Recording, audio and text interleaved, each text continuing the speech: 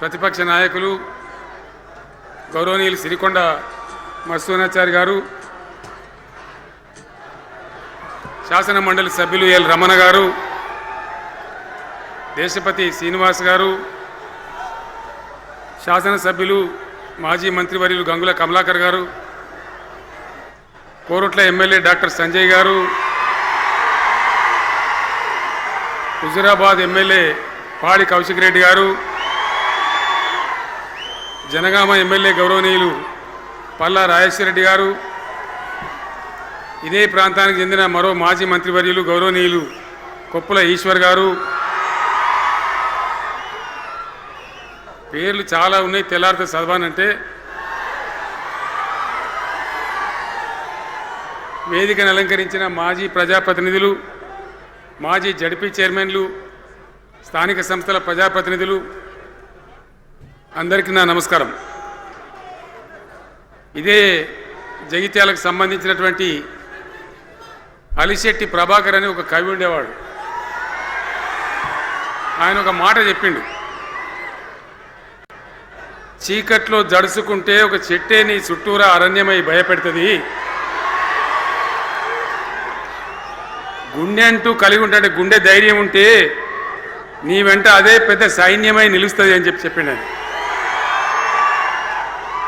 ఇలా నా కళ్ళ ముందున్నటువంటి మీరు, మీతో రెండింతలు బయట రోడ్ల మీద ఉన్నటువంటి అశేషమైనటువంటి జీవన్ రెడ్డి గారి అభిమానులు, మీ అందరి ఆశీర్వాదంతో ఈరోజు జీవన్ రెడ్డి గారి చేరిక కరెక్ట్గా, ఆయన గుండె ధైర్యం ఉన్నాడు కాబట్టి, ఉన్నట్టు నికాలస్గా మాట్లాడతాడు కాబట్టి ఇలా ఆయన నిర్ణయం తీసుకొని ఇంత పెద్ద సైన్యాన్ని తీసుకొని తెలంగాణ రాష్ట్ర భవిష్యత్ ప్రయోజనాల కోసం ఆయన బీఆర్ఎస్లో చేరిన విషయం మీ అందరికీ తెలుసు. ఆయన వెంట మీరందరూ వచ్చి, ఎవరైతే అందరూ ఈరోజు చేరినరో, ఇంకా రాని వాళ్ళు కూడా ఉన్నారో గ్రామాలలో, పట్టణంలో, మీ అందరికీ, ముఖ్యంగా జీవనన్న గారికి, ఆయన వెంట వచ్చినటువంటి ప్రతి పౌరుడికి, ప్రతి అన్నకు, ప్రతి తమ్ముడికి, ప్రతి చెల్లెకి కూడా పేరు పేరున బీఆర్ఎస్ రాష్ట్ర అధ్యక్షుడిగా నేను హృదయపూర్వకమైన స్వాగతం, సుస్వాగతం తెలియజేస్తా ఉన్నాను. జీవన్ రెడ్డి గారి గురించి నేను ఎక్కువ చెప్తే మాది మేమేదో డబ్బా కొట్టుకున్నట్టు అవుతుంది. ఎందుకంటే ఆయన గురించి మీ లోపల తెలియని వాళ్ళు ఎవరు లేరు ఇక్కడ. 40-45 సంవత్సరాల నుంచి మేము స్నేహితులం, చాలా దగ్గర మిత్రులం. వారు చెప్పిన వారి ఉపన్యాసంలో భిన్న రాజకీయ సిద్ధాంతాల వల్ల విడివిడిగా పనిచేసినాం, కానీ మా స్నేహితంలో ఎప్పుడు లోపం లేదు. చాలా చాలా బాధలు, మంచి చెడ్డ సుఖాలన్నీ కలిసి పంచుకునే వాళ్ళం, అభిప్రాయాలు కూడా కలిసి పంచుకునే వాళ్ళం. బాబు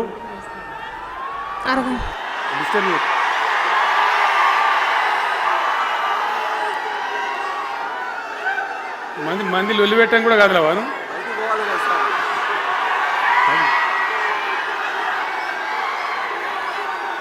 చాలా కలిసి పనిచేసినాం. ఆయనకుండే నిబద్ధత, ధైర్యంగా ప్రజా జీవితంలో పనిచేసిన పద్ధతి ఎంతమందికో చాలామందికి ఆదర్శంగా నిలిచినటువంటి వ్యక్తి. జగిత్యాల్లో ఆయన పుట్టి పెరిగి రాజకీయంగా చాలా పెద్దవాడైనాడు మీ అందరి దీవెనతో.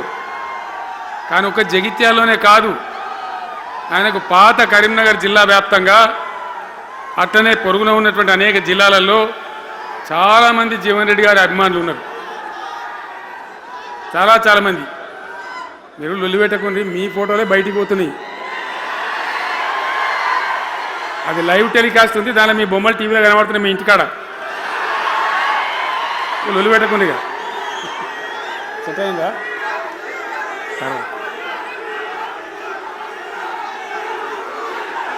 సో అట్లా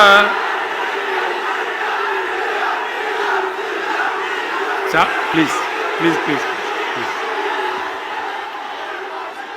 చాలా విషయాలలో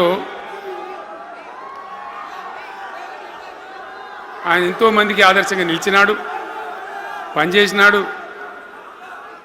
ఈ ప్రాంతం గురించి తన ప్రాణం పెట్టి పనిచేసినాడు. ఆయన మంత్రిగా ఉన్నా, ఇంకో హోదాలో ఉన్నా, ఎమ్మెల్యేగా ఉన్నా, ప్రతిపక్షంలో ఉన్నా, తన ఏరియా అభివృద్ధిని ఏనాడు కూడా ఆయన విస్మరించలేదు. లేకపోతే అన్ని పర్యాయాలు మీరు ఎందుకు గెలిపించారు? ఎందుకంత గుండెల్లో పెట్టుకున్నారు? నేను ముఖ్యమంత్రి అయినా వారు ప్రజాప్రతినిధిగా కరీంనగర్లో జరిగినటువంటి సభకు వచ్చింది. అందరూ మాట్లాడిన చాలామంది తాను మాట్లాడుతూ ఒకటే మాట కోరిండు. అయ్యాక బోర్నపల్లి అనే కాడ గోదావరి మీద ఒక బ్రిడ్జ్ అవసరం మాకు, అది కంపల్సరీ కావాలి అంటే నేను ఇక ఓదాలు బీదాలని మర్చిపోయి ఏంది జీవన్న మళ్ళీ చెప్పండి అంటే చెప్పిండు ఆయన.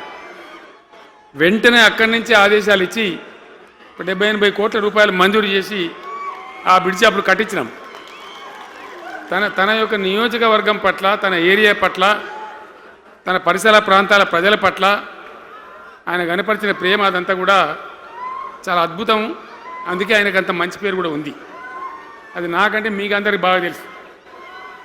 ఈ మధ్య వీళ్ళందరూ తయారైంది కదా, ఎవరు అంటే సర్వేలు చేసి ఇస్తారు. జీవన్ రెడ్డి గారు బీఆర్ఎస్లో చేరితే ఎట్లా ఉంటుంది ఏం కథ అని ఒక 2-3 వచ్చి సర్వేలు చేసింది. మీ నియోజకవర్గం కాదు, మీ నియోజకవర్గంలో ఆడం బాంబే పేలిపోయింది, దానిలో మాటనే లేదు అసలు.